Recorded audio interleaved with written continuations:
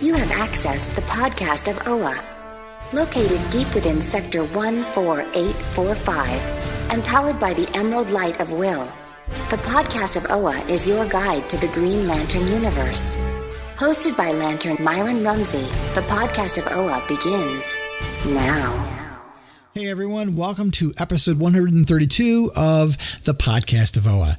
I'm your co-host Myron Rumsey, and I am joined by my good buddy Phil Bova. Phil, how you doing this great and shiny new year? I'm doing good. Happy New Year to you, and Happy New Year to all the listeners. A wonderful 2019 to deal with now. Yeah, the holiday season is over and the New Year's is upon us.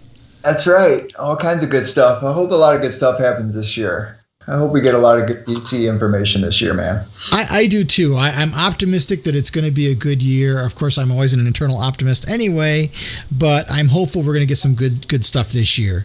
Me too. Certainly by the sales information for the Green Lantern #1, we've got a hit on our hands, but it's hard to tell by the first issue. But it's true. So we do have a lot to talk about, not so much in terms of just comics, but there's a lot of stuff going all over the place in terms of, we did an appearance on a show and there's some other things too that we'll chat about shortly, but there's a lot of stuff going on. So, you and I talked off mic that we would, rather than do a retro review this episode, we'd cover a lot of these things that we haven't talked about. So that'll be some good conversation. Plus, we're recording this the day that the Green Lantern issue #3 hits the stands. So we've got a fresh book to talk about as well. Good. I love it. Great issue. Looking forward to it. All right. Well, let's take a quick pause and we'll come right back and we'll talk about a little bit about Green Lantern news and a whole bunch of little topics. Kind of a Green Lantern potpourri. Excellent. Sounds good.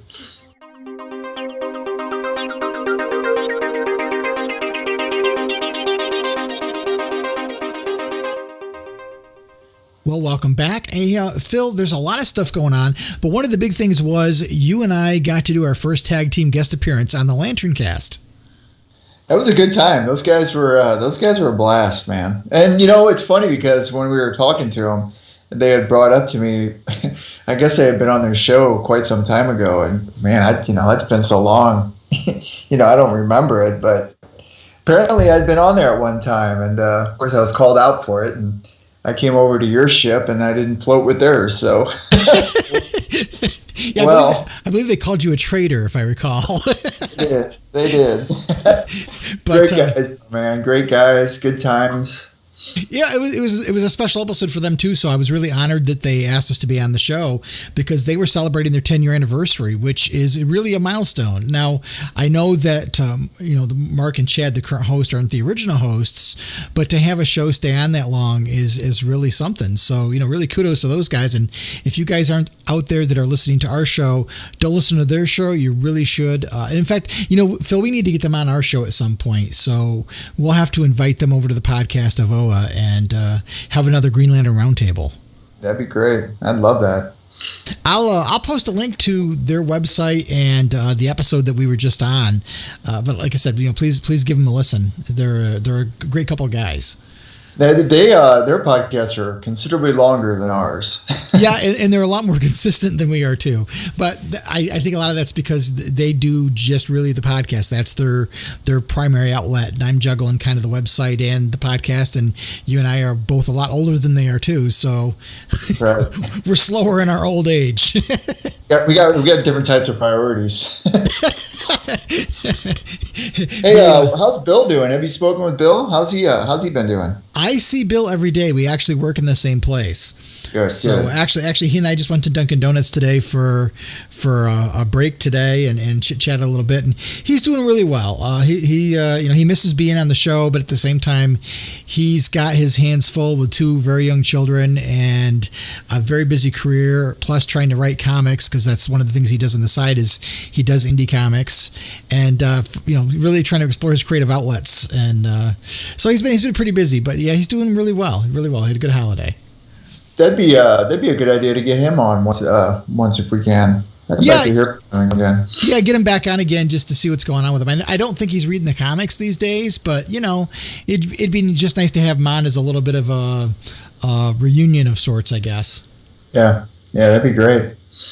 But, big news was that the number 2 book in November was the Green Lantern book, and it was only outsold by an X-Men number 1. So 2 number 1s took the number 1 and 2 spot.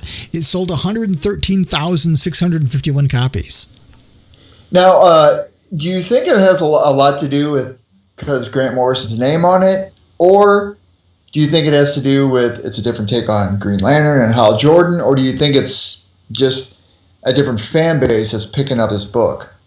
Well, I think there are readers that follow creators, so I think you definitely have an influx of readers that are jumping onto the book because of Grant Morrison's name on it. You may have people that are on the book that are jumping on the book because they love Liam Sharp's art, which who doesn't, and right. Plus it's a number 1, so a lot of people are going to look at it as it's a jumping on spot. And then you have all of us hardcore Lantern fans that are going to buy the book no matter what anyway, right? So I think it's a combination of all of that. Yeah, that makes sense. The interesting thing was that they said something about the orders for issue 2 were actually higher than issue number 1. That's interesting. I wonder. Well, I guess that number 1 really set the bar. Well, and what's funny is that issue 1 had all those different variant covers. So you had people like myself. I bought the main covers from my local comic shop, and then I ordered some of the variant covers that were exclusive to different shops because I loved the artwork that was on them. And I'm a sucker for a variant cover that's got good art. So I bought the book, probably 6 copies of it myself. So to think that a number 2 issue without all of that variant support got a higher order point than the first issue says a lot of good stuff. I'm waiting to see the numbers for December. They have not come out yet. And it's always hard to look at those numbers. There's a website called Comicron that keeps a tally of those because they're really not a true sense of sales. They're not the books that are actually gone into people's hands. They're what has been ordered from Diamond. So that's the only metric we really have, and it doesn't really account for digital sales, and it doesn't account for eventually when books come out in trade, how they perform in the trade market either. So it's an incomplete picture at best, but it's the only real metric we have. Okay, cool. I'm going to check that site out. I was curious about how that worked myself. Yep. So, in addition to this week's Green Lantern number 3, we saw the debut of the Teen Lantern in Young Justice number 1. I didn't pick it up myself, to be honest. But Phil, did you read it at all? I got it. I picked it up, and I haven't read it yet, though. I just kind of like vaguely flipped through it to see what was what, and I don't know. I'm looking forward to this whole. I like this whole Bendis movement when they're doing all these young heroes and stuff like that. This Young Justice stuff. I'm really looking forward to the Wonder Twins, not necessarily the Teen Lantern that's debuting in this issue. Yeah. I haven't read the issue, but what I've seen online is the character makes an appearance, but that the character doesn't do a whole lot, and you don't see the character's face or get their name or their origin. So that will obviously be coming somewhere down the line, I would think. Yeah, I'm flipping through it right now, and yeah, like you said, there's nothing up front about who it is. There's just a couple of references to it, and then some constructs are showing in here. So that's about it. Yeah, I'm not buying it mainly because I'm not a big Young Justice fan, and I guess call me an old curmudgeon, but I just think we've reached critical mass in terms of the number of Earth Lanterns.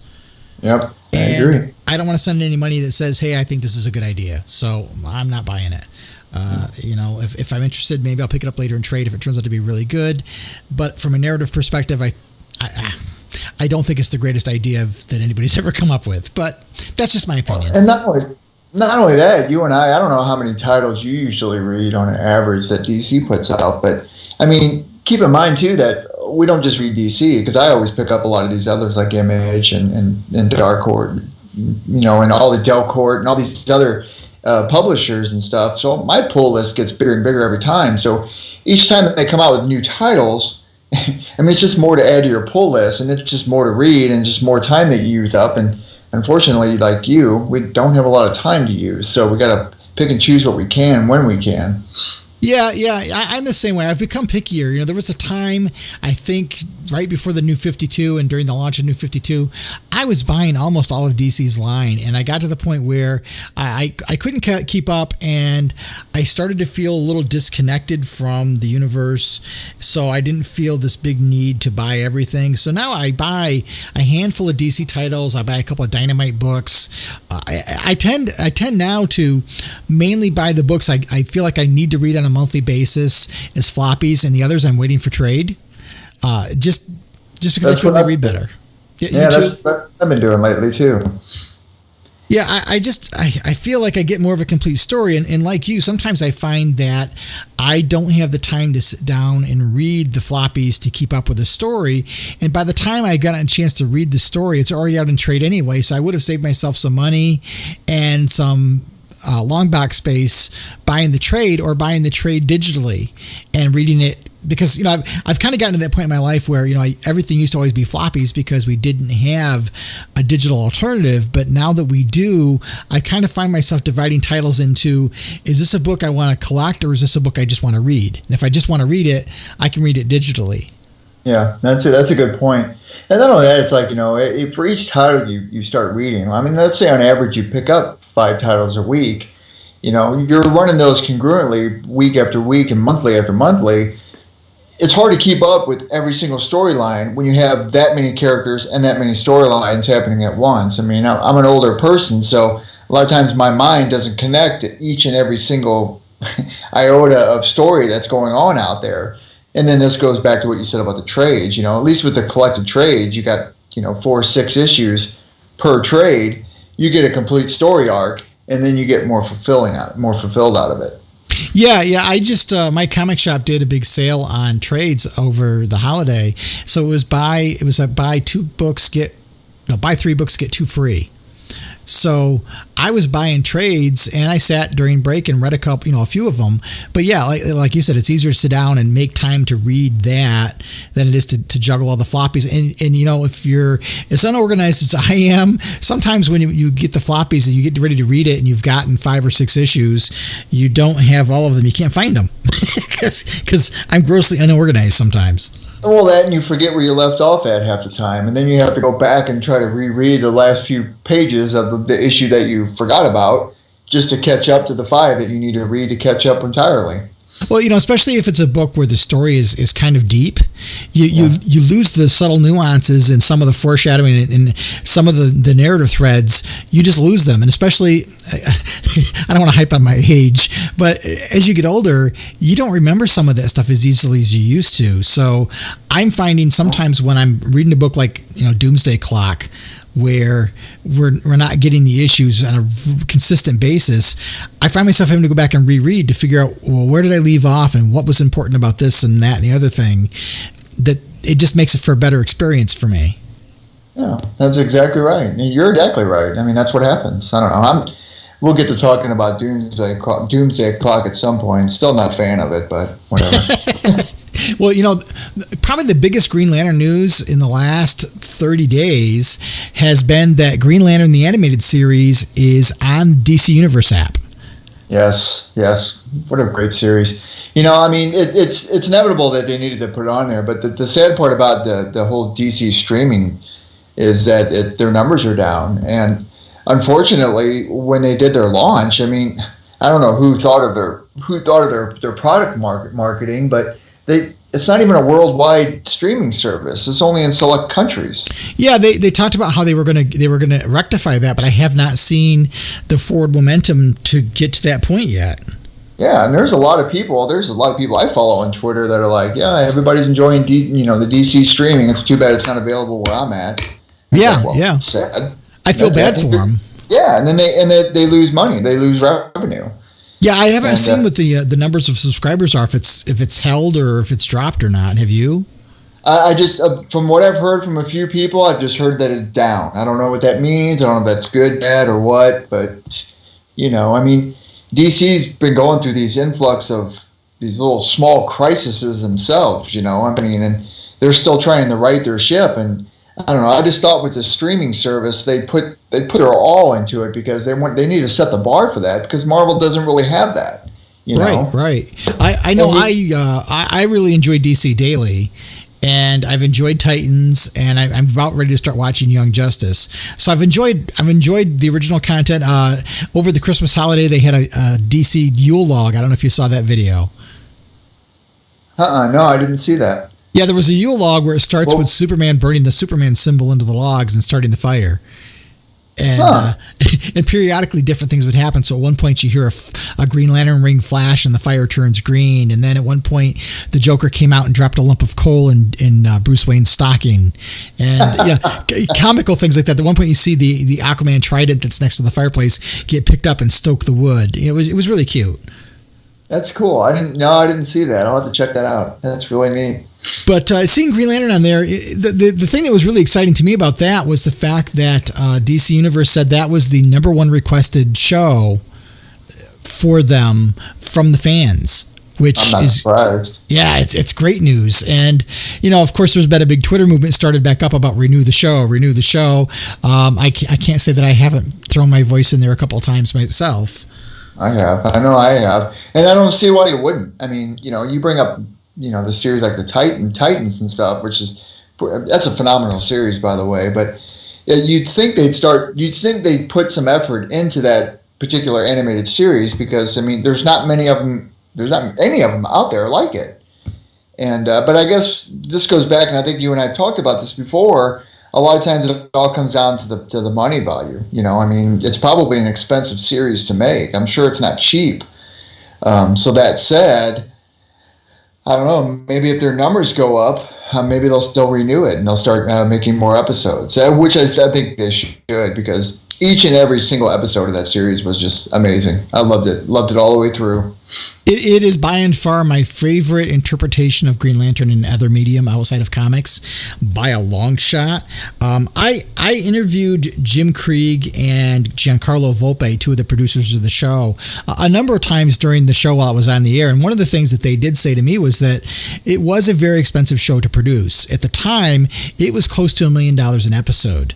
Wow. And what made the show go off the air wasn't its popularity. Its ratings were great. Young Justice and Green Lantern were two of the highest rated show on Cartoon Network at the time, but the economic structure of how they designed Saturday morning cartoons, or any of these cartoons, is that they factor in a toy line merchandising stream as part of the budget of the show. So if you don't make money on the action figures and toys, that's underwriting the cost of the show. The show doesn't stay in the air, and the network doesn't care how many people watch it. If there's no revenue there, they really simply don't care about it. And in the case of the Green Lantern animated series, what happened in the way the toy market works is a lot different than I think a lot of us realize it is. But the toy manufacturers go to the big retailers with, here are the toys we'd like to make. This is what we think is going to sell, so on and so forth. And then they get orders from the retailers. So it isn't like the toy manufacturers just pump out thousands and thousands of these action figures every year. It's based upon what the retailer wants. So it's much more of a retailer-driven market.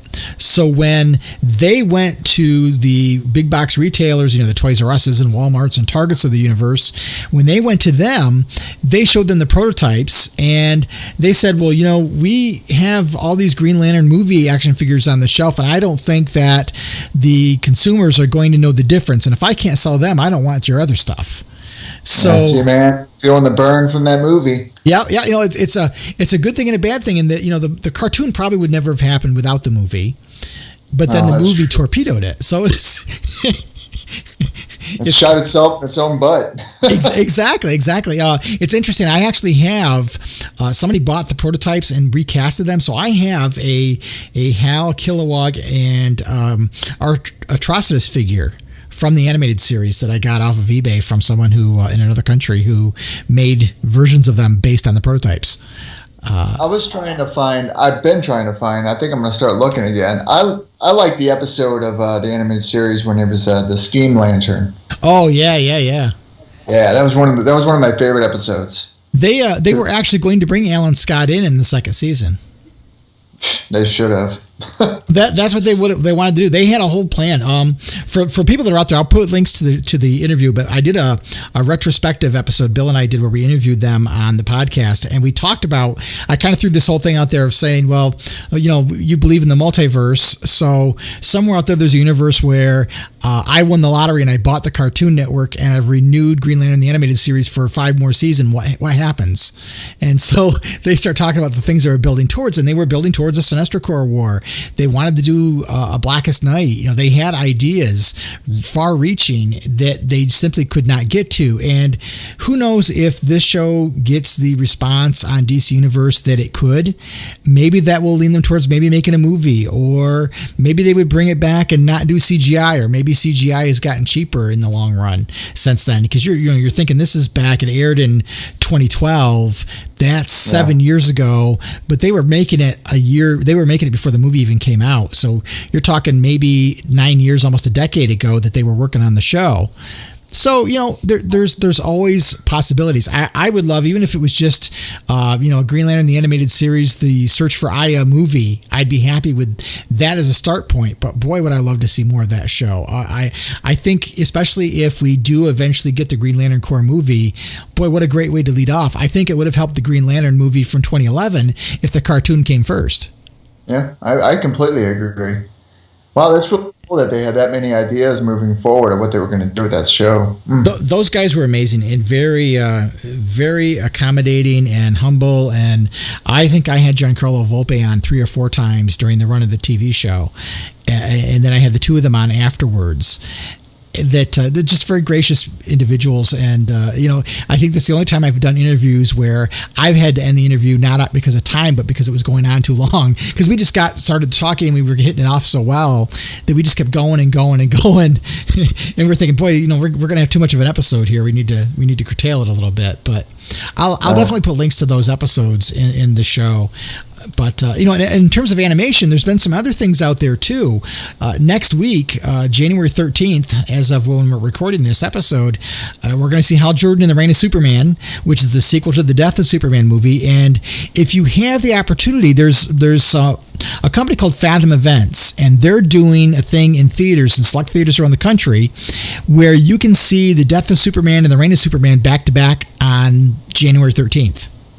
Okay, what's that called? Fathom? Fathom, Fathom. All right, I'm going to check that out. They do a lot of really neat events. They did this past fall. They had the Chris Reeve Superman movie in theaters again, and my wife and I went and saw that. That was really good, yeah. They did the Batman Mask of the Phantasm. I'm a huge Iron Giant fan, and then they remastered that in Blu-ray format, and that was available at a Fathom event. And Halloween time this past year, they had Night of the Living Dead, which is my all-time favorite horror film, and they had that in the movie theaters, which was neat to see in the big screen. But very cool. But yeah, that's going to be out. It'll be out on digital on January 15th, and if you have DC Universe, you're going to get to see it that day on DC Universe app and not have to buy the physical media. But the physical media does come out at the end of the month. So that's cool. I'm looking forward to seeing Cyborg Superman. Yeah, me too. And that guy. Hal's going to be in the Lego Movie 2, which opens up next month. Now, it's a different version of Hal, if I'm not mistaken, correct? It's the same voice actor. I can't remember his name just now. It eludes me, but the same one that did the voice in the first Green Lantern in the first Lego Movie. But what about his outfit? I thought I'd seen something like an apocalypse outfit or something like that. Or yeah, he's got a bit of a different outfit. I'm not sure what that is because I've seen stuff from the trailers where he is wearing his traditional outfit. So I'm not sure if he gets like a wardrobe change somewhere through it. I'm not a big fan of it, to be honest, because they always make Green Lantern the butt of jokes. And I just don't think that helps the character any. But at least it gets the character out there in front of a mass market. And just announced this week, Jessica Cruz will be the Green Lantern in one of the upcoming DC animated films, Justice League versus the Fatal Five. I'm not surprised. Jessica Cruz has really, really, really, really gained a lot of traction in the past few years, and past year more importantly. And she's just, I don't know, I've seen a lot of people on social media talk about her in a lot of positive ways, and a lot of it has to do with her battle with anxiety, which I think DC really, really did well by tapping a certain kind of emotion, I guess, when they bring that kind of characterization out with a particular person like herself. I can't remember the name of the individual who's doing it. Let me just look it up really quick because I did a quick article on it. Diane Guerrero, and she is apparently in Doom Patrol. Very cool. Very cool. But she's doing the voice of Jessica Cruz. And what's interesting to me about this film is that Kevin Conroy and George Newbern and Susan Eisenberg are reprising the roles as Batman, Superman, and Wonder Woman. That'd be good. I like when they do the original voiceovers for those characters. It's like Nathan Fillion and Hal Jordan. I like when he does the voices. I've always liked him anyway. So that's some neat stuff. But then, of course, the big DC news is Aquaman, which is drowning out all of the competition at the box office, close to hitting the $1 billion mark right now. Did you see it? I have not. I have to turn on my geek card. I got to tell you, man.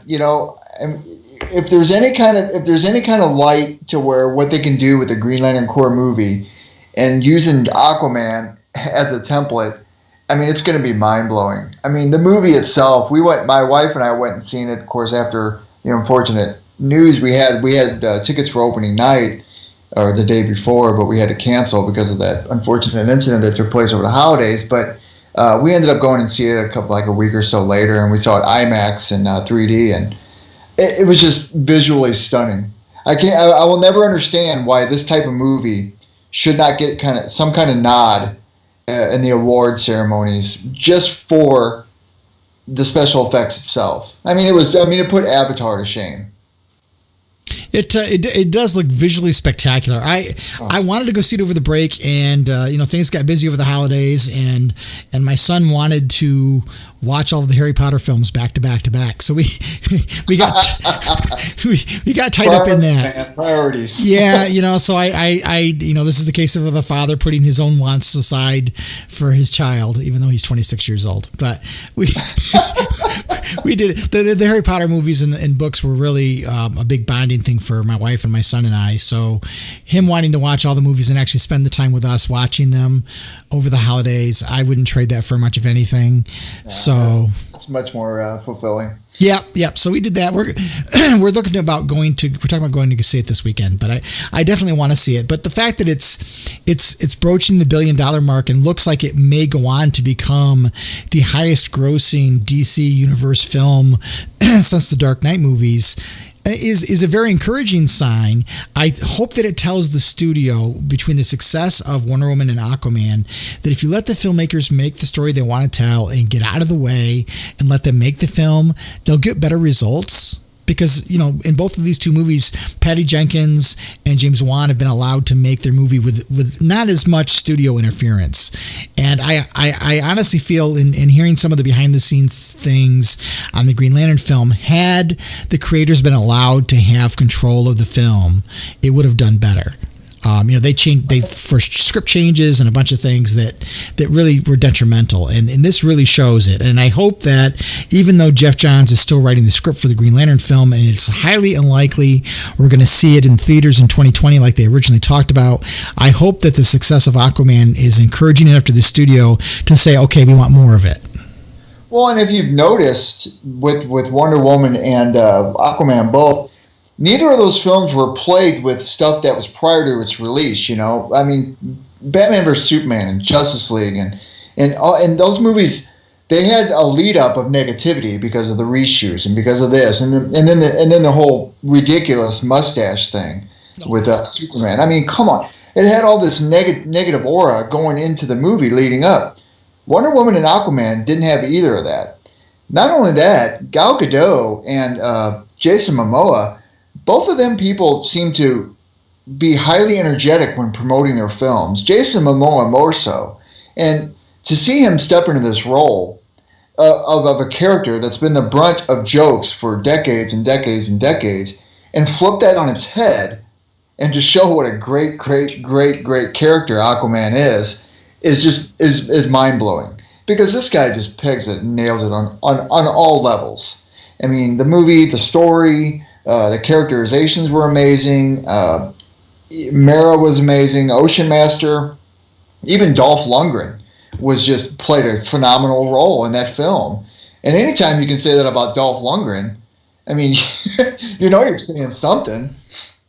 True. And, you have to give a lot of credit to both Gal Gadot and Jason Momoa for going all in on the characters, because when you listen to Ryan Reynolds talk about Green Lantern, he never even saw the movie. No, I know. He didn't talk very highly of it. And then, of course, now, fast forward years later, he jokes about it, And you didn't even hear Henry Cavill promoting Superman that much. The company, the WB promoted the film, but Cavill and Affleck just seemed like two characters that stepped into those roles just as the roles themselves, but they didn't live the roles like you see Gal Gadot and Jason Momoa doing. Right. I don't know. I mean, of course, Cavill and Affleck both being out now just kind of makes you wonder what they're gonna do moving forward with that kind of characterization. So do you think, just conjecture, but do you think that the success of this film is going to help Green Lantern get to screen? I don't know if it'll have an impact on Green Lantern, but I think both of these films are going to have an impact on what they need to do moving forward with their template. I look back at Batman v Superman and Justice League and Man of Steel, for that matter. I look back at those three movies. You can still keep them in canon because, technically speaking, after Justice League ended, I mean, Steppenwolf left and went back to wherever he went back to, probably Apocalypse for all we know. But after that movie ended, technically speaking, your heroes can kind of scatter and do their own thing. And I think I've mentioned this before, to where now you should start concentrating on your singularity. You do your Aquaman, you do your second Wonder Woman, you start bringing in other pieces and stuff.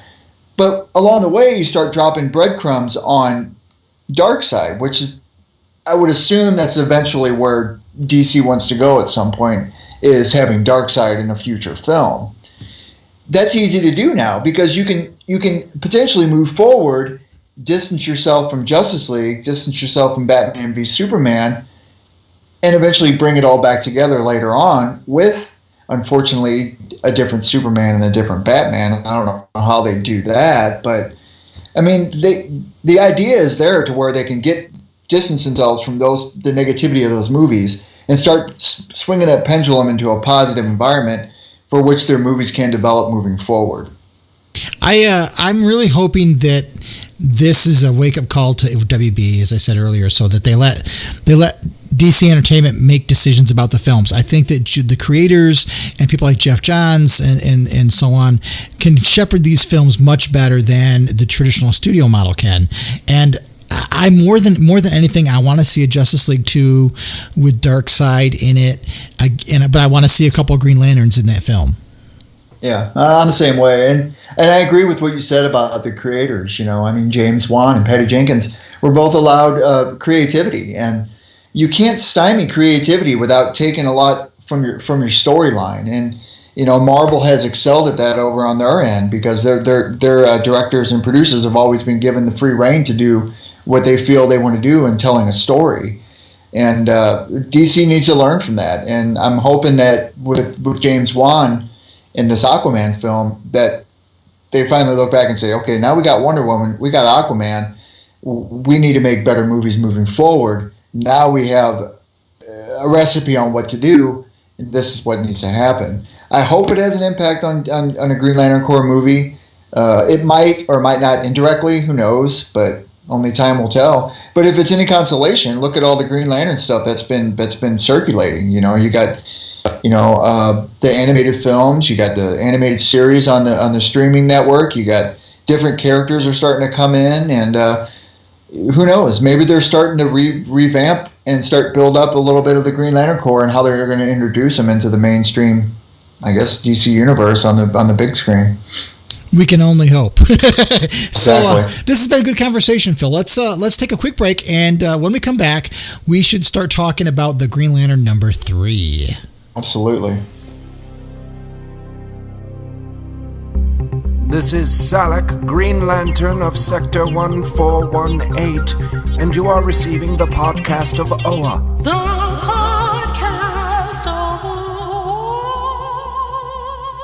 All right, Phil, we are back from the break, and we need to talk about the Green Lantern #3. As the issue says on the front, Cop versus God versus Slave Lords of the Stars. What a great issue. What a great cover. So what do you think about this issue? Oh, love it. This, it's like, the first issue was great. Don't get me wrong. I liked it. Second issue was okay. Yeah, I kind of liked it. This issue kind of like flipped that a little bit, because then I started to see more and more happening in this issue that I didn't see in their other two, and it really got me excited. This one, I really liked the characters that were pulled in. The Shepherd character, I don't think he's part of canon, right? I think he's new. I believe so. There was a character called Shepherd in Animal Man, but he looks nothing at all like this character, and I believe that was a Vertigo book, so I don't believe that character is the same. I believe this is a brand new figure. Right, and so is, if I remember, so is Volgar Zoe of Dor. Yeah, I did some research. I think he's pretty new.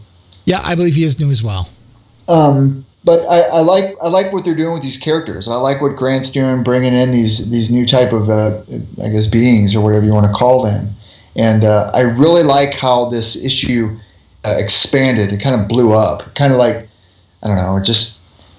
It made it bigger. It seemed like it just made it bigger from issues 1 and 2.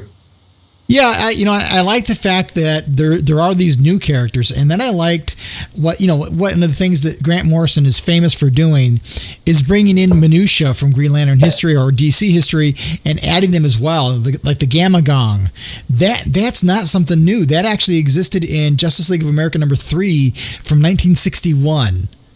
Yeah, and I didn't know that. I knew you'd pick up on some of that stuff. I was going to ask you something. There's a lot of stuff in here that I've seen. Steppenwolf showed up in here. Yep, Steppenwolf. And the other character that was there was Graven, who was one of Kyle Rayner's rogues.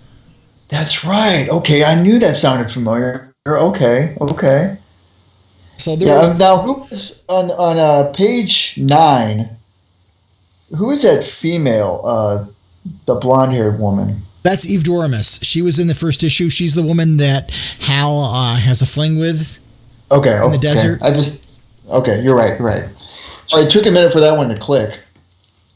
It was nice that she did a little name dropping of Carol. That was nice. I was just gonna say that. I like the Carol Ferris name drop. I like how this guy's kind of a collector of worlds. It seems like, it's almost the same type of being as Brainiac is. Kinda, yeah, and as it turns out, he eats them. I thought, he paid, what was it, 10,000 Gillistellars, and I thought, boy, that whatever currency that is, I don't know what the exchange rate is, but it seems like an awful lot of money to pay for a snack. Yeah, an awful lot of money. and of course, he's appearing to look like a very Zeusy type character when we find out that's not what he looks like at all. It's all a facade. That was kind of neat, but the whole scene, the whole point of the whole thought of Hal Jordan telling the guy, wait a minute, hold on there, you're under arrest, and then wrapping crime scene tape around a miniaturized Earth is so bizarrely 1970 wacko comic writing. And you have that, and then you have the whole scene where the Shepherd character is having Hal talk to the people of Earth, and they're so willing to not have the future generations of Earth exist and let the Earth be sacrificed because they get really cool superpowers right now. It's like they're succumbing to the power. Yeah. That was really kind of neat. You know what I've noticed a lot about about Liam Sharp's artwork, and then of course Grant Morrison adding his touch to it. A lot of this feels like, and it looks like a Neil Gaiman kind of book. You know what I mean? I don't know if you're familiar and read any of Neil Gaiman's stuff, but like his Sandman series and his Dreamscapes or whatnot, this looks a lot psychedelic like that, like you said. Brings back from the 70s or whatnot. It reminds me a lot of Jim Steranko's Doctor Strange books. Oh, that's even better. That's an even better comparison. Yeah. And in the Green Lanterns that are in here, I mean, everybody knows Medphil. Medphil's awesome. Is there, but then there's Madonna and Carcom. They're not new characters. These are characters that have been around for ages that you don't see very much. And to see him use those was, again, to me, it's one of these things where the book is very rich. It's wacky and it makes you think, but it's also rich in history. And you couple that with Liam Sharp's artwork, and it's, I love it. I think it's one of those things where I think it's hard for people that want to pick up a quick book and read it. Like, you could read a Robert Venditti issue in 10 minutes. And I'm not knocking Robert Venditti's work by any stretch, but it wasn't it was a quick read. These aren't. These are complex because there's a lot of stuff happening on a page at one time. Right. Well, I keep going back and looking at like the shot of all those aliens, and like I know Graven is there, and I know Steppenwolf is there, but I'm like, okay, I don't recognize any of these guys. I got to start looking through my old books to find out who these people are. Like the giant guy with the the guy with the big nose, and the guys with the star heads. I don't know if they're supposed to be starlings. I think they are, but I can't be certain. But I want to find out who are all these people, because I don't think they were just all made up. Maybe some of them have been made up, but some of them are probably from history. I mean, they even the Gamma Gong is identical to the way it used to look. I think I'd have to say my favorite view or my favorite page on here was it's 15 because I'm doing it digitally, but it's the one where Hal Jordan's standing there and he says, "Hold it right there." Yeah. And he got that whole immense view of all those planets, and he's just sitting there looking like he's juggling all of them. And he's got Earth. He's holding. It looks like Earth right above his hand. What a great vision that is! I mean, that's got so much depth in just that one piece of art. Well, one of the things I really like is that you don't see a lot of white space, unused space.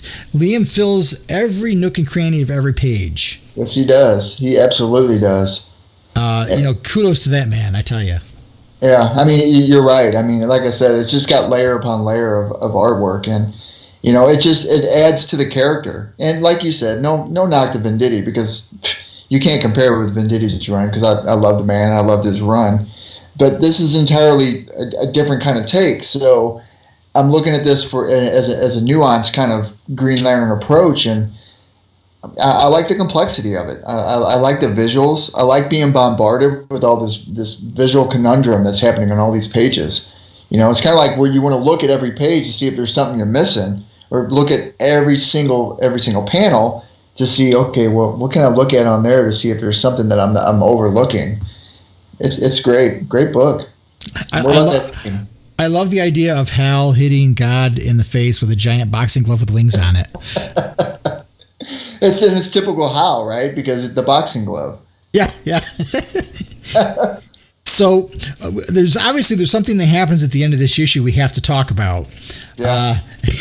So Hal, after dealing with I shouldn't say after dealing with, but the last time we see him, he's dealing with he's wrapped the miniaturized version of Earth in the crime tape, and he's talking to the Shepherd, and then we see Hal show up, and the Green Lanterns discover more of the slave trade that's going on, and those people are all dying, and they're not going to survive.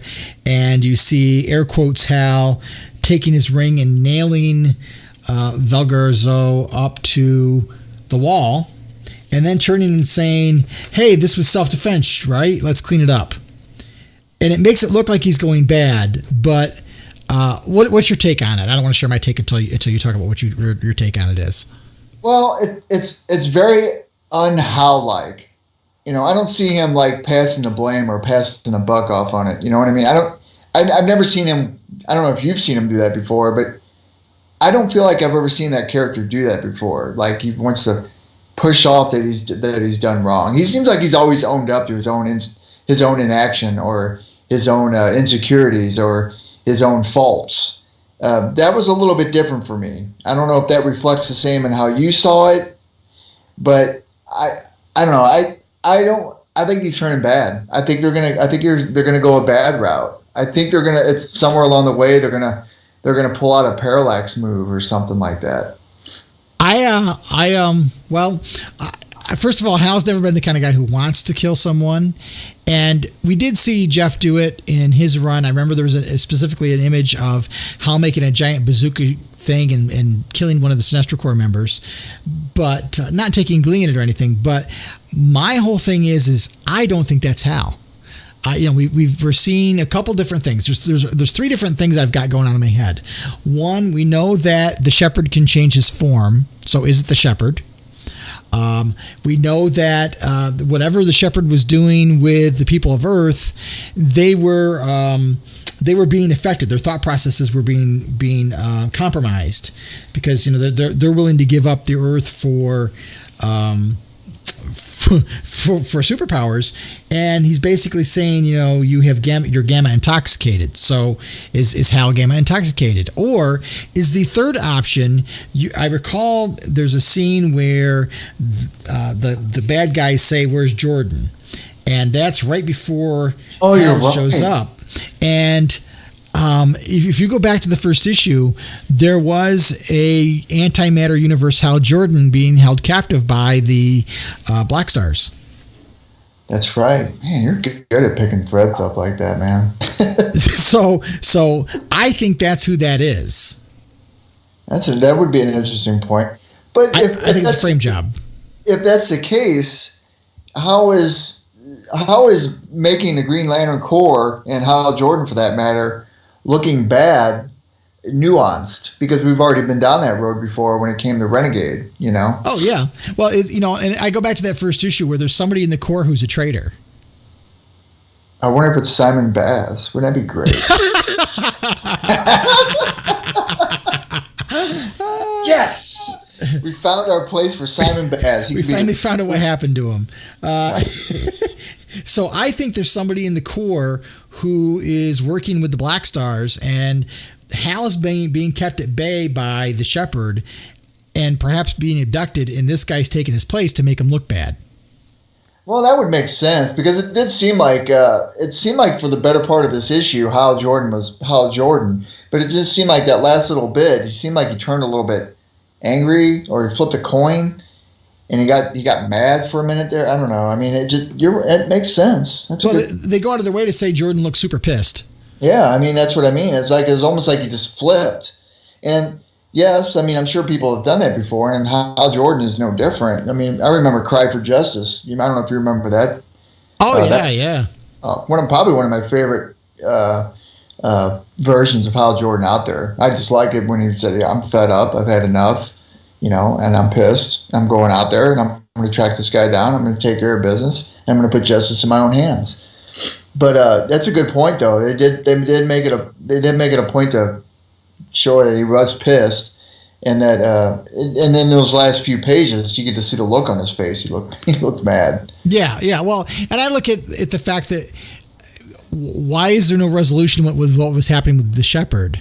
Because we don't know what happened. There was crime tape put around the Earth, and then the scene cut, and we never came back to it again. So did he arrest him, or is he still there? And this is taking place at the same time.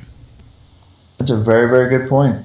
That may I'm gonna have to reread this, and I might look at this in a different way now that you said that. But anyway, I enjoyed the issue thoroughly. I thought it was neat. The idea of Hal arresting God, and we've got a miniaturized Earth again, and you can't not talk about the issue without talking about Tom Kalmaku. Yeah, and wait a minute, who's Tom Kalmaku? Tom Kalmaku is the mechanic at Ferris Aircraft who at one time was called Pieface. Oh, I did not know that. That's who's on the snowmobile.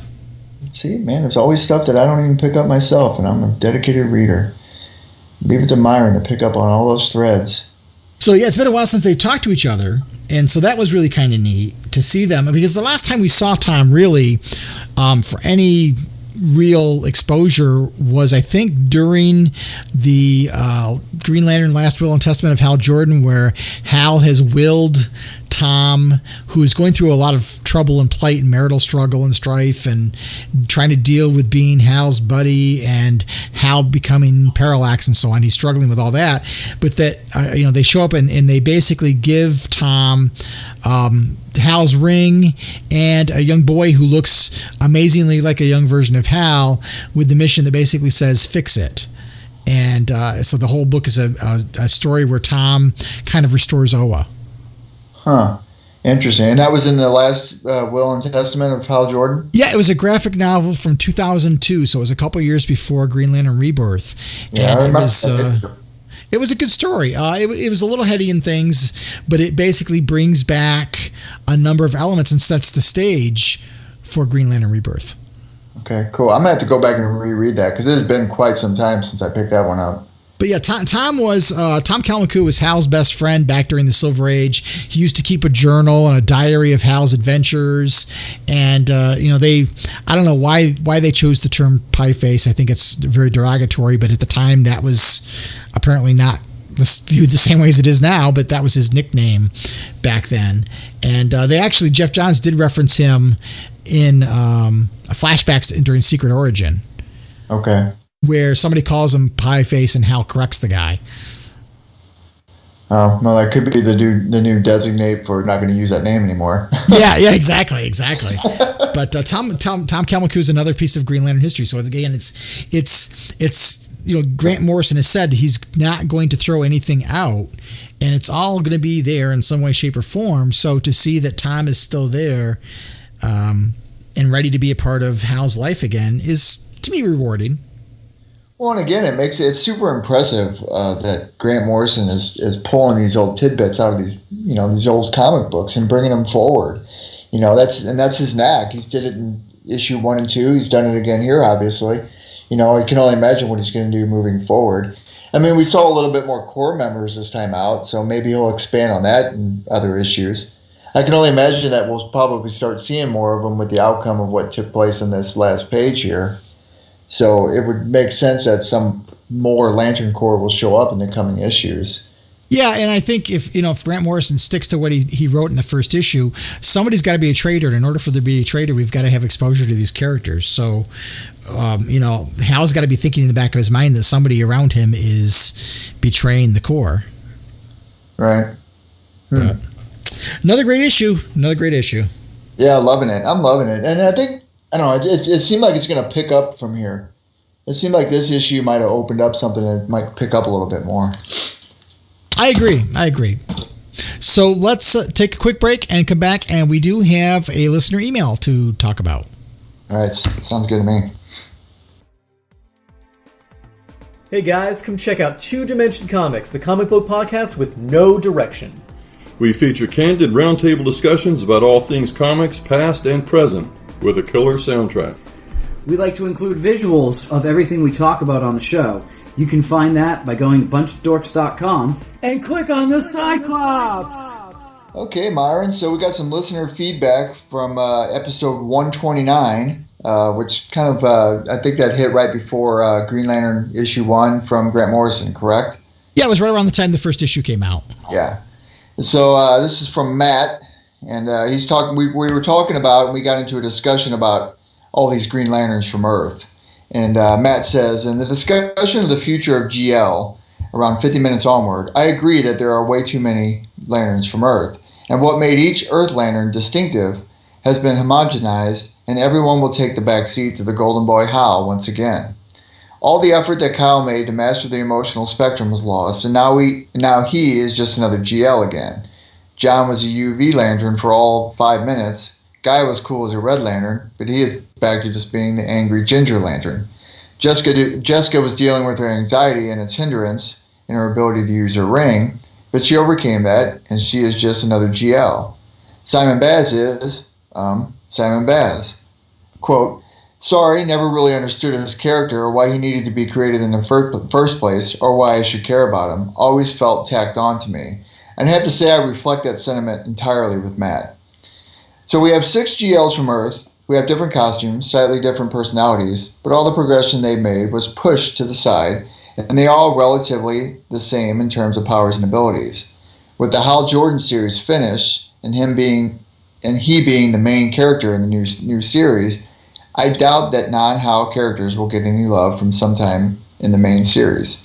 Simon and Jessica are in their respective JL series, so good for them, I guess.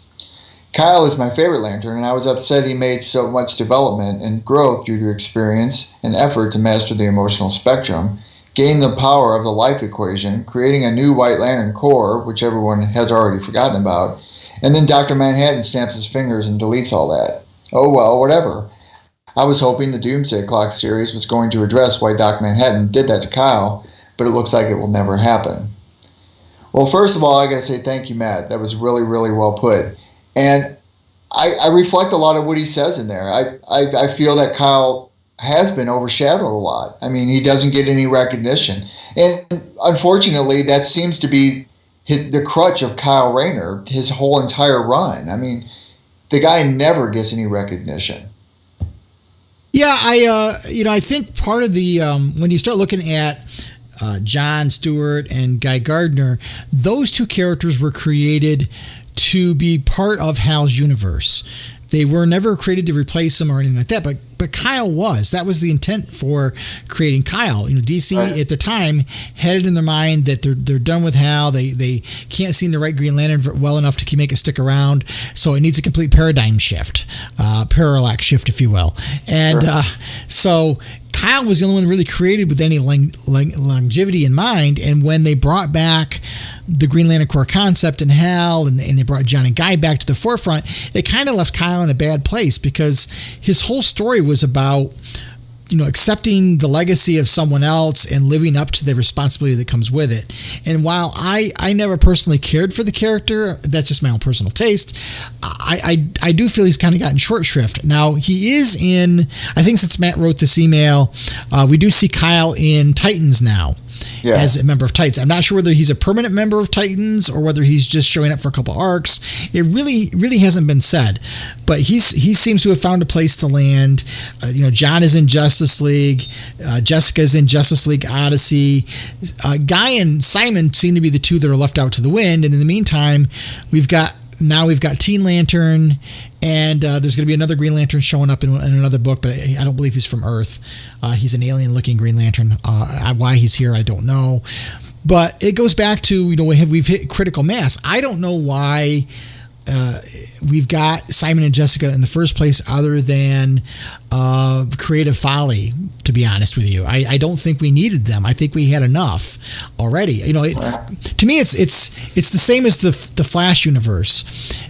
Barry Allen is no longer the fastest man in the universe, and there are so many Flashes. What makes the Flash interesting? Because there's so many of them, they're a dime a dozen. And to me, I feel like the Green Lantern Corps concept is very much like that. I don't know as if I would consider. Go ahead, Phil. Well, I was going to say the only downside of that is they're not at a good spot to where they can just ultimately make a decision to get rid of any of these top tier characters. I mean, you take into account if they write out Jon Stewart, if they write out Guy Gardner, you're going to have an uproar because there's a following of those two characters. Same goes for Kyle Rayner. I mean, time and again he's come and gone, and time and again he continually pushes through because he does have a following, and a lot of people do like his character. But I think that has a lot to do with the way Kyle Rayner hit during the time when Hal Jordan was absent. And of course, Kyle Rayner wasn't chosen to wear the ring. I mean, that was one of the differences that he made as opposed to everybody else. Or the ring didn't choose him. So each of these individuals have a certain kind of following.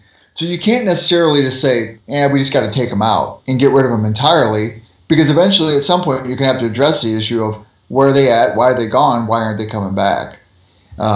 Simon Baz and Jessica Cruz are both newly developed. Simon Baz, I think, is the lesser of the two to where they could probably get rid of him and not have any ramifications. I doubt Jessica will be that easy to get rid of. I'll personally, you could get rid of both of them and I wouldn't care. Well, yeah. Sure. But that's just my opinion. I don't think either one of them has necessarily gotten as big of a fan base as John and Guy. And if for anybody, I feel worse for Guy because he's the one that kind of gets overlooked all the time. And he's a cool character. I mean, he really is a cool Lantern. Yeah. I really sympathize with Kyle Rayner fans because, when they were doing Green Lantern Rebirth, they told Jeff Johns, they didn't say kill Kyle Rayner, but they said, if you want to, you can get rid of him. It doesn't matter to us. And then a little while later, the same thing was said about Kyle Rayner again. And we, thankfully he showed up in Titans because I, for one, was sure he was going to be the one that was going to die in Heroes in Crisis. And at one point, DC, I guess, had told one of the writers to kill Jon Stewart, and he wouldn't do it and left the book. And in fact, he left DC altogether. I frankly think that the problem with John and Guy is like I said, they were created to be part of Hal's universe. They were never created to be lead characters. And I think John in particular has the most potential because of the Justice League cartoon. But I think as long as he's wearing a Green Lantern ring, he's always going to be second fiddle. Yeah, I'd have to agree with that. And then I'll go back to what you said about Jessica Cruz.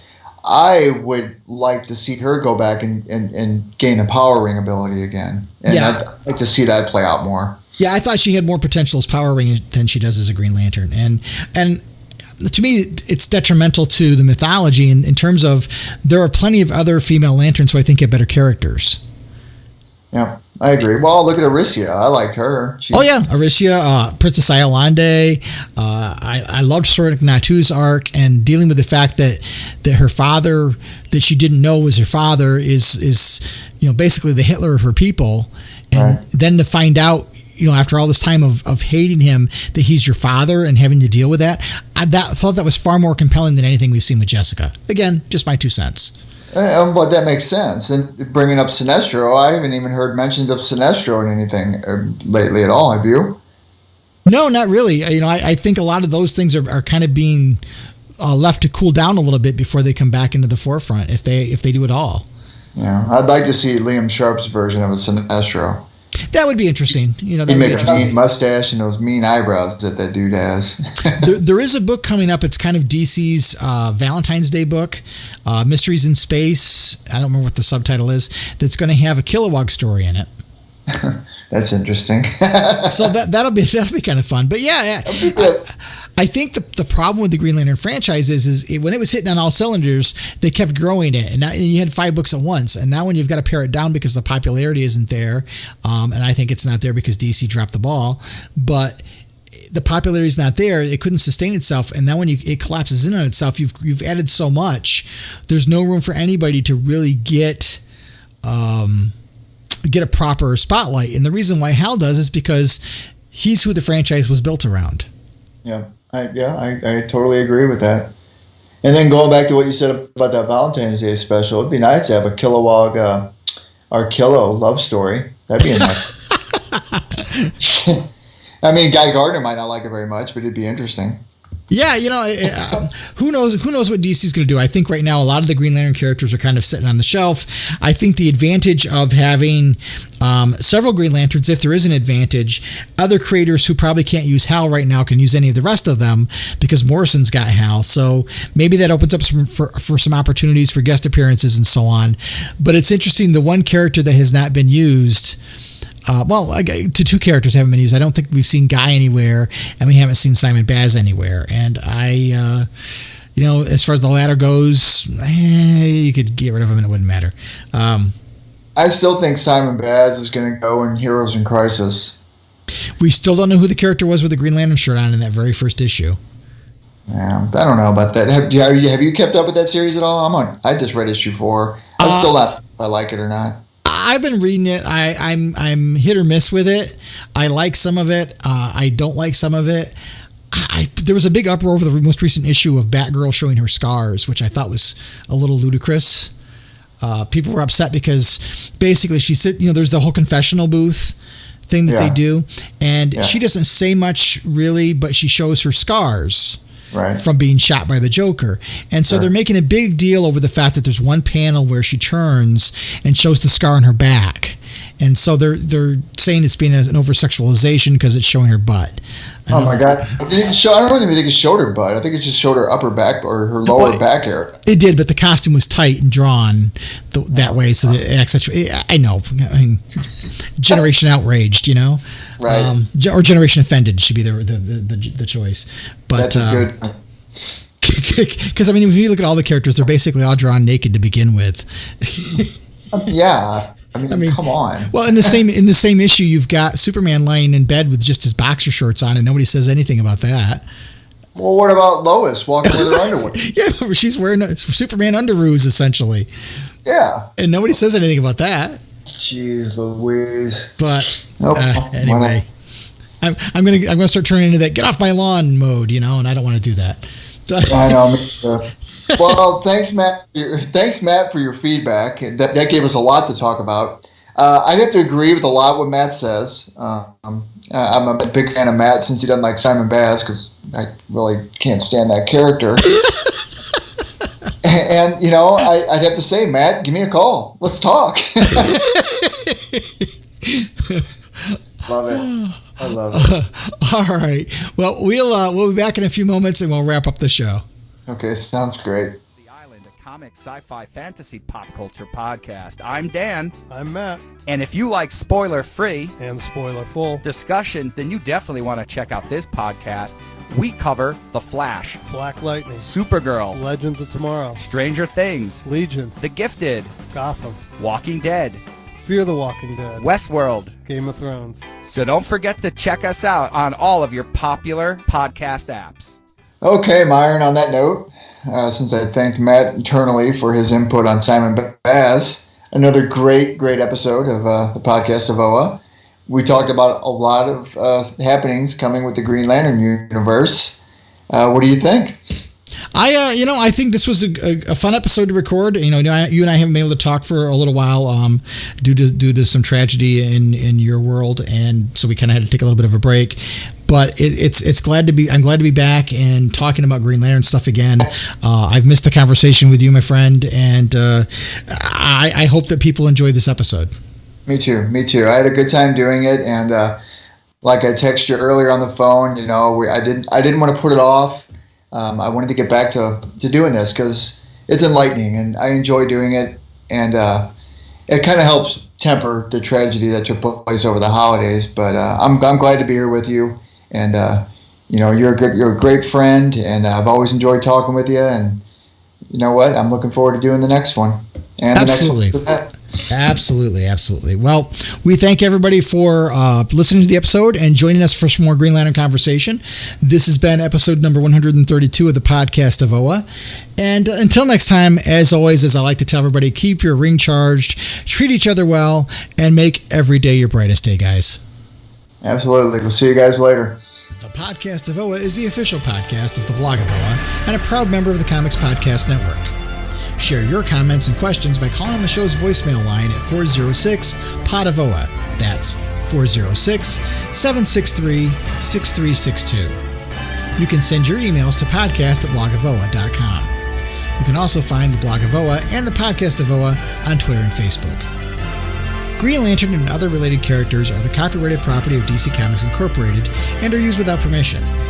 The Blog of OA and the Podcast of OA are fan productions and do not claim any ownership over the Green Lantern or any other copyrighted properties.